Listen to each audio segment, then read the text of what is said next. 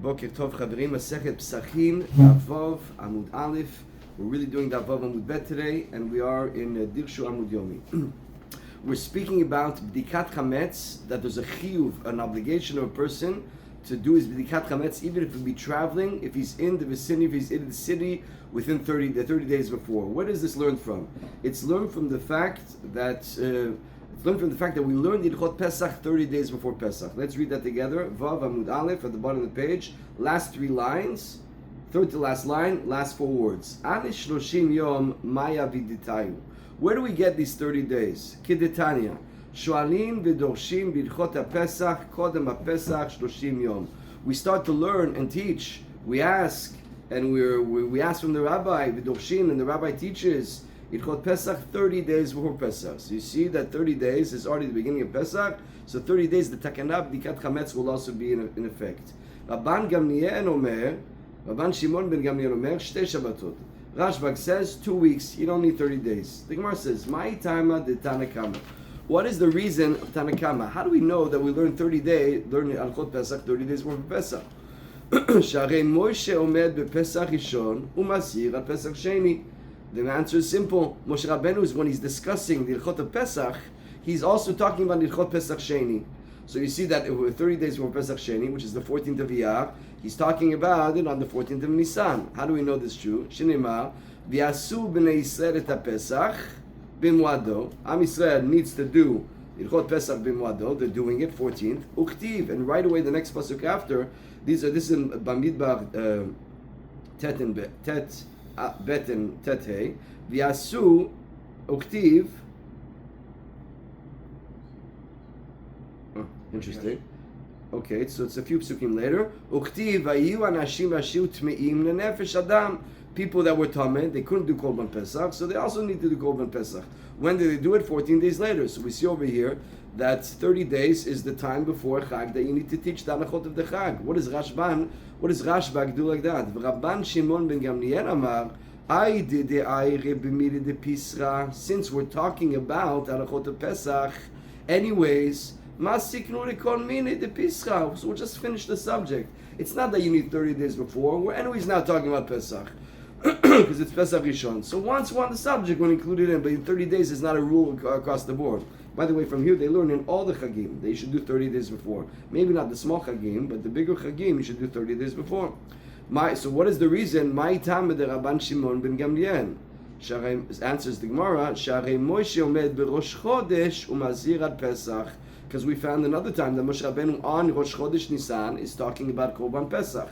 That on the 10th day they're going to take it, they're going to tie it to the beds, and they're going to do it on the 14th. Here it's written, Achodesh Hazeh Lachem Rosh Chodeshim. By the way, this is in Parshat Bo.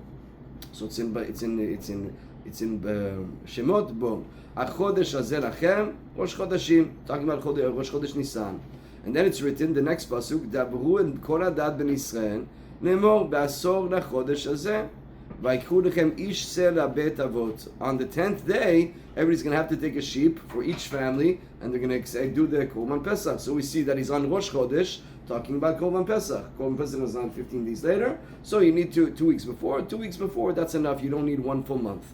The Gemara says, "Memai de beroshcha yarcha kai dinma be'arba yarcha or b'chamisha yarcha." Who said that Moshe Rabbeinu is talking here on Rosh Chodesh? It's true, the Tosfot explains, it's true that Hashem told him, HaChodesh Hazeh Lachem. But who said that Moshe Rabbeinu repeated it after? Yes, Hashem is telling you this is Rosh Chodesh. But you have to, Lemor, and you got to speak it over. But who said that Moshe Rabbeinu has a camp the same day? Maybe he has to think about it, he has to meditate, he's going to say it over a day or 2 later, or 3 or 4 or 5 days later. So it's not a proof over here that it's definitely 2 weeks before, because it could be even 7 days before, or 10 days before. The Gemara says, Ela Amar Rabba. So Rabba learns from somewhere else. Bar Shimi. And this is going to be in Balotecha. Bar Shimi Mishmei de Ravina. Me'acha. Vaydaber Hashem el Moshe b'midbar Sinai b'shana hashenit b'chodesh harishon. So this is in Parshat Balotecha. You see over here that Hashem is speaking again in the 2nd year. So actually we left Mitzrayim. It's the 2nd year. B'shana hashenit b'chodesh rishon. The first month, of course, is the month of Nisan. Uchtiv v'yasu b'nei Yisrael et Pesach b'moado. Now this pasuk is not juxtaposed to the pasuk we just said. If you look in your Torah, the first pasuk was Bamidbar Tet Aleph. That's Parshat Ba'aletecha. And what we're bringing next as Aleph is Bamidbar. Oh yes, it is. V'yasu b'nei Yisrael et Pesach b'moado. Right away after. I wish I had a chumash here, but that's what it says. So you see that V'yasu b'nei Yisrael et Pesach b'moado. So you're going to do the Korban Pesach on the 14th. The Gemara says the same question. Achanami. Why are you telling me that in Parshat Ba'aletecha, when he's telling you that it's written, V'daber Hashem Moshe and Moshe b'midbar Sinai b'shana shenit letzeta Mitzrayim b'chodesh rishon lemor. Again, the lemor means that you got to say it over. Who said you're saying it over on the same day? So the Gemara answers, Amar Rav Nachman bar Yitzchak atya midbar mimidbar. You're right. Here it's written b'midbar Sinai. We have another place where it's written b'midbar Sinai. Kirtiv acha b'midbar Sinai u'chtiv hatam v'daber Hashem and Moshe b'midbar Sinai b'wen moed b'chad chodesh asheni, on the first of the second year, second month. What is that? Iyar, Rosh Chodesh Iyar. Malanan b'Rosh Chodesh, Avkan b'Rosh Chodesh. Now there it also explains that that's talking about Parshat Bamidbar, where Hashem has to count, Moshe Rabbeinu has the count of Am Yisrael. So it's really Bamidbar Aleph. And there it's written in Parsha, in Pasuk, I think, Tet, that he actually assembled all the people on Rosh Chodesh. So there it's said over on Rosh Chodesh, and it was said over and given over on Rosh Chodesh. And since the word Bamidbar is there, and the word Bamidbar is here, Bamidbar, when it comes to Parshat Bamidbar, is on Rosh Chodesh. It's said by Hashem to Rosh Chodesh and given over in Rosh Chodesh. So must be Aleph Nisan is said to Hashem Rosh Chodesh and give over on Rosh Chodesh. And that's what we answer. That is in fact the answer of Rashbag. We learn from here that it's 2 weeks. So on Aleph Nisan, Moshe Rabbeinu is saying the Chol Pesach of Korban Pesach. So it's interesting. Moshe Rabbeinu is learning from Pesach Sheni, that we're speaking about on the day of Korban Pesach, all the Archot of Pesach Sheni, and Rashbag is speaking of Pesach Rishon. Then Moshe Rabbeinu is teaching them on Aleph Nisan, and it's going to be done 2 weeks later. Now the Gemara is going to ask an amazing question now. What did we just see? We just spoke about Aleph Nisan, and we just spoke about Aleph Iyar. It's the same year, but Aleph Nisan comes before Aleph Iyar. The question is, the story of Aleph Nisan comes in, the first year. It's the first year. But in Ba'aletecha, it's the first year. Let's read that again. Bechad chodesh asheni. On the first year. The first year. Bamidbar is in the first year of Yetziat Mitzrayim. Remember the Pesach Sheni happened after the fact, because Pesach came after when they came and they said, "How about us?" So in the beginning, the Torah only speaks about. Yeah, that's exactly right. So we're saying, what are we going to say over here now? Parshat Bo is talking about the second year, and Parshat Ba'aletecha is talking about the first year. Yeah. So why did you do that? You're mixing up the order of things. So because in the second year, Pesach Sheni is already came about. But the story that happened, that means that Hashem is telling to Moshe Rabbeinu the whole story of the Torah happened, of Ba'aletecha happened in the first year. And the whole story of Pesach Sheni happened in the second year. But the Torah is telling you in Parshat Bo that the Achodesh Hazerachem, and then the second, that's what it's saying here. Let's read that together. The Gemara says, V'nichtov bereisha de chodesh harishon, v'adar nichtov de chodesh hashini.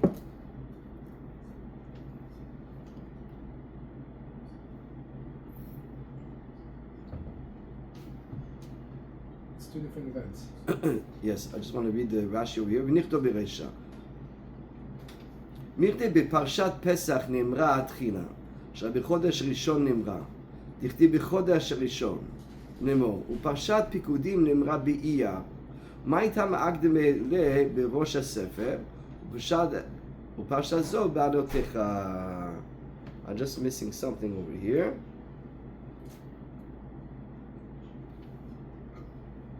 The incident about Pesach offering preceded the census of the Jews by 1 month. Why then does the story about the census begin to in the book of Numbers, which is earlier incident mentioned only later. Okay, so it's not Parshat Bo. It's in Parshat. Very nice. Now I got it. My mistake. Okay, it's all happening in the same year, but it's happening in Aleph Nisan or it's happening in Battle Techa. What are we talking about in Battle Techa? We're talking about the Korban Pesach, which is Aleph Nisan. What are we talking about in this beginning of Sefer Bamidbar? We're talking about the consensus, which is when it's in Aleph Iyar. So why is the Torah writing an event that happened in Aleph Iyar before an event that happened in Aleph Nisan? It should be the opposite. Write to me what happened in Aleph Nisan, and then write to me what happened in Aleph Iyar. That's the question the Gemara says. I'll read it one more time. V'nichto bereisha de chodesh harishon.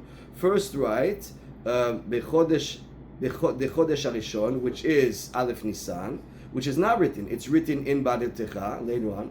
V'adar nichtov dechodesh hashini, and then write to me the story of Bamidbar, which should be later on, which is happening in Iyar. Amar Rav Menashya bar Taklifa mishmei de Rav, zot omeret en mukdam umeuchar b'Torah. From here, a big rule that we've seen always: there's no order in the Torah. Meaning, a story that could happen in month 1 could be written later, and a story could happen in month 2 could be happen earlier. Amar Papa lo amran ela b'tchei inyaneh. Now, this is important. You know, in the Chumash, we have the Rishon, the Sheni, the Shlishi, we have all these things. That's not the way that's really broken up. That's the printers that did. Really, if you look over there, there's little pay. In the Sefer Torah, you see spaces, right? There's space, there's no letters, we start something new, there's no spaces. That's called Parsha, sometimes it's Patuach, Tucha, sometimes it's Tuma. That's really the way they've been given. Hashem gave that over to Moshe, and those spaces were allowed for Moshe to meditate and think about it, internalize it, and then teach it.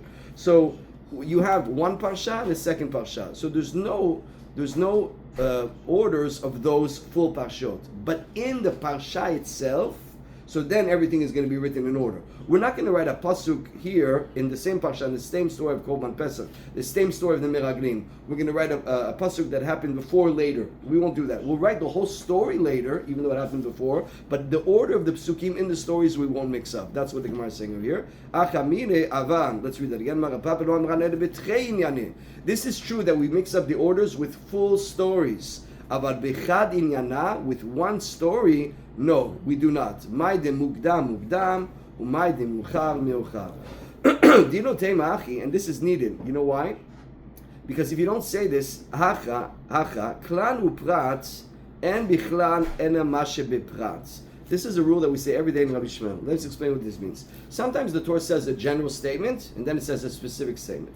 For example, a klan uprat is that klan uprat. General and specific. Yeah, let me explain. When you're going to bring a korban shlamim, it says mina be'ema, bring any animal, and then it says minatzon. You can only bring a sheep. So what is it? I can bring any animal, or I can bring a sheep. Klan ufrat. You told me a general, and then you specified only the sheep. And bichlan, the rule is and bichlan and a mashe beprat. You can only bring a sheep. You can't bring all the animals. Right. Now the question is, why did you say klan ufrat? Why just tell me sheep? No, because if I tell you sheep, you can extrapolate like binyan av. You can learn different things from the sheep. So it's a way of limiting, teaching, and limiting. That's a rule which we will speak in a different time. So klan ufrat and bichlan and a mashe beprat din pratu klanu. So if you're mixing up the psukim, and we know that first you have the rule klan ufrat, now it's going to be pratu klan. You're going to mix everything up. Vetu pratu klan. Nasi klan musif ala prat. Now the rule, there's another rule. Prat uklan. For example, it says that when you're going to find you're going to have Shabbat Avida, you're going to find your friend's chamo. You're going to find his chamo. You're going to find his donkey. You're going to find his horse. I don't know what's written. I forgot what's written over there. And any animal you find, you got to watch it. So that's called prat uklan. Specific, then general. So what's the halakha? Musif. It's that the halakha is prat. Nasiklan musif prat. The klal is adding different things which are similar. We don't add everything. It's rules of learning. You can add similar things. So here we're adding on. Din ma klal ufratu. So if you're going to mix up the psukim, then you're getting into trouble. Because then you're going to mix up all the klal ufrat, pratu klal. So it must be in one parsha. We don't mix up the psukim. The Gemara says, Yachi, afilu bitre inyaneh. If you're telling me you're worried about klal ufrat, so then there's a problem even with mixing up story 1 with story 2. We said story 1 could be written after story 2. But one second, if you're scared of klal uprat, maybe there's going to be a problem with klal uprat even if you mix up story 1 and story 2. This won't be a problem. Neman de amar klal uprat amiruchakim mizeh and danin oto biklal ufrat. So there is two different opinions of a second menachot. There is what's called klal ufrat rachok and klal ufrat karov. We're going to explain what it means in a second. But at this point, the Gemara is saying, it seems to be, that there's one opinion that says, if it's far, we don't learn them. It sounds to be, if it's two different stories, we don't learn them. So then there's no problem, mix it up. We don't have this rule of klal ufrat in two different stories. For example, if I tell you one halacha of, you can bring any korban you want, any bema, and then in the next parsha we said you can only bring it son. That would be lichora rachok, and we don't do those. We can't even learn the rule of klal ufrat when they're rachok. So then there's no problem mixing up the stories. But if there is an opinion over there in the Gemara Masechet Brachot that when it's far from each other, you can actually still learn klal ufrat. So now if you're mixing up the stories, that's going to be a problem. If mixing up the parsha, it's going to be a problem. I'll repeat it 1 second. The Gemara answers, afilu neman demar danin, hanemidi bechad inyana, aval b'tchei inyane en danin. No, even when we said that the one holds you, that they're far, you can learn them, it's in one parsha. Just the psukim are separate. But we never learn from two parshas. I'll explain what I mean. Klal ufrat, there is an opinion that you can do it only if it's close, or even if it's far. What does it mean close and far? According to what we just learned, close means two psukim next to each other. What does it mean far? In the same parsha, maybe a few psukim away. So since it's the same whole story, one pasuk, one here, one here. Can you do klal ufrat with these? One says yes, one says no. But nobody says you can do klal ufrat from different stories, different parshas. So that's now the pshat of what that means. We thought that rachok means even two different parshas. No, it's only within one parsha. So therefore, our rule is the same, that the psukim are always in order in one parsha, but the parshot themselves could be switched around when it comes to the time frame. There's no rule. The Gemara continues. Amar Rav Yehuda. Amar Rav Yehuda Amar Rav. Abodek tzarich shivater. My time. So now, when you're doing b'dikat chametz, you're going to do your bil chametz. You also need to do bitul chametz.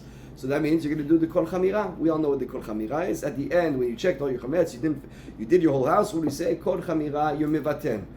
Liftin, hefker ke'afra de'ara. It's going to be bottle. It's nothing. It's not nechshav to me. I don't consider this. It's not mine. I don't own this stuff. Why do you need to do that? You're burning the chametz. You're getting everything up. Why do you need to do things? Because maybe there's, and by the way, this is very important.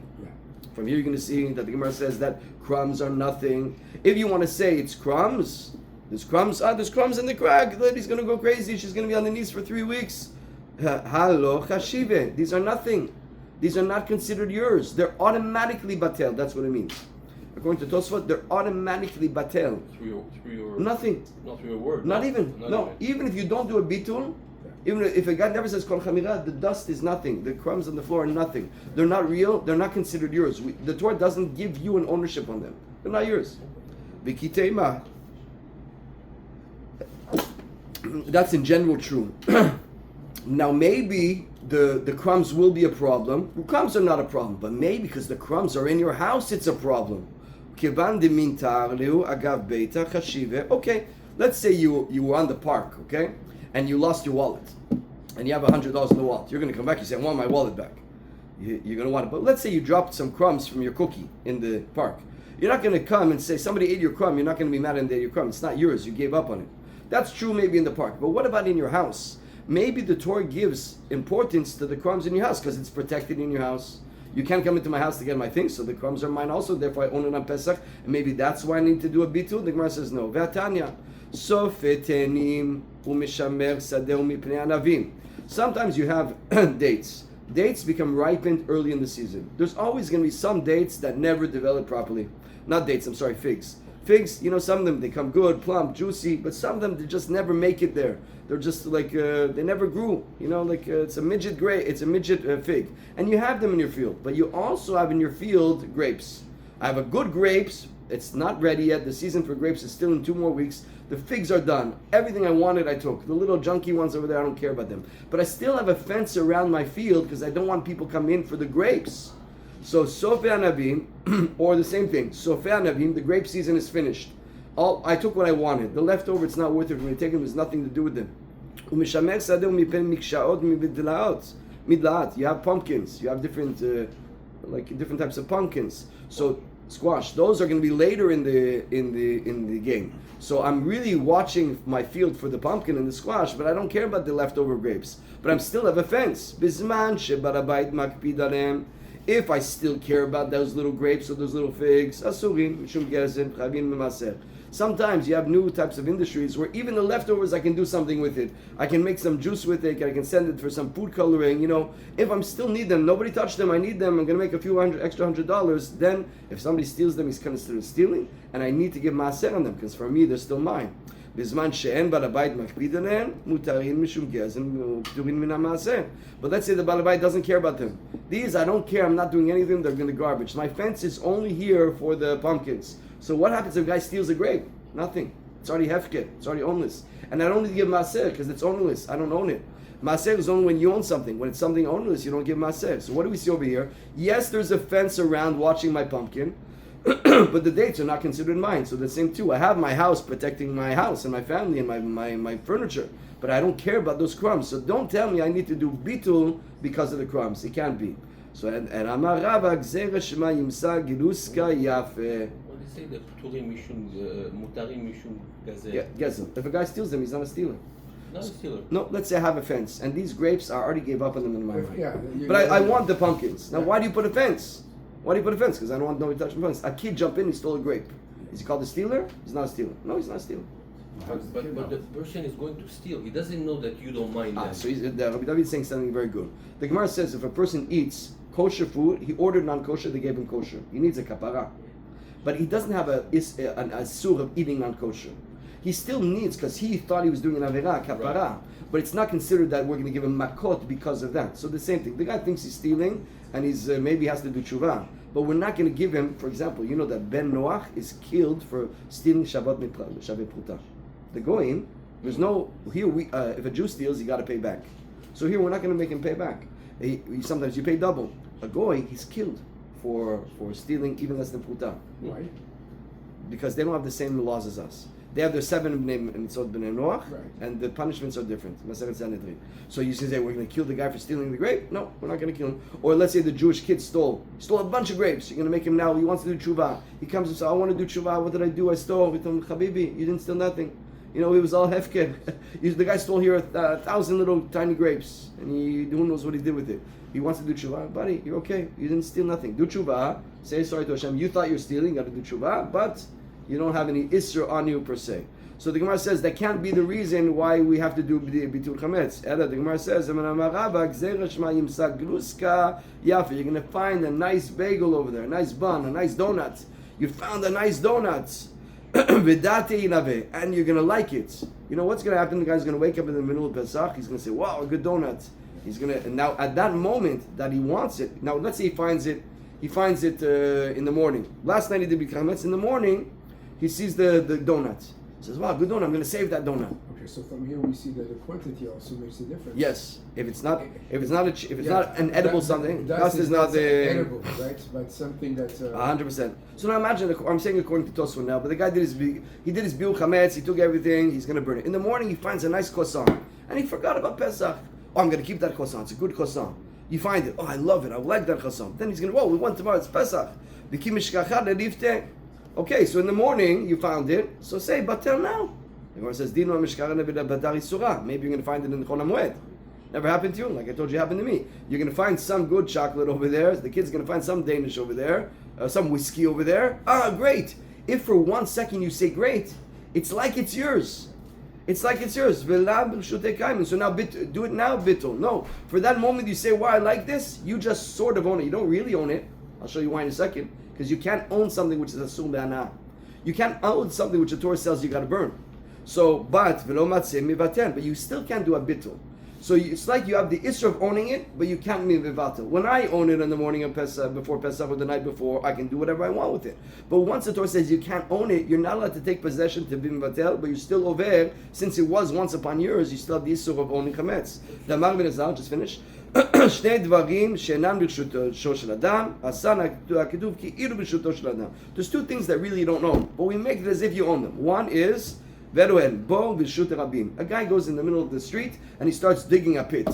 And now somebody falls in the pit, you're going to pay for it. Why am I going to pay? It's not mine, it's the city's. No, you dug it, you own it. Now it's like you own it. You're responsible, but you don't really own it, because if you own it, you can make real estate on there. No, because you dug in Centennial Park a pit, you're not going to own the pit, but you're going to be like the owner to pay for damages. Right. But you see that the same thing. V'chametz bepesach, v'chametz mishesh shaot ulimana. So Rashi explains, once it's asur behana'ah, you're not allowed to own it. It's nothing, but you still sort of own it to give you the isser. So you have a problem. Why you do the bittul? The answer is, you do the bittul because you might miss something. It might be a nice, juicy, tasty chocolate donut, chocolate croissant, and for one moment you say, wow, give out, amazing, and it's yours during Pesach, and you can't mivatel it. You can't mivatel it. So you actually have to pick it up and own it and get rid of it, and you own it at that moment, and therefore you're over on the Isur Chametz.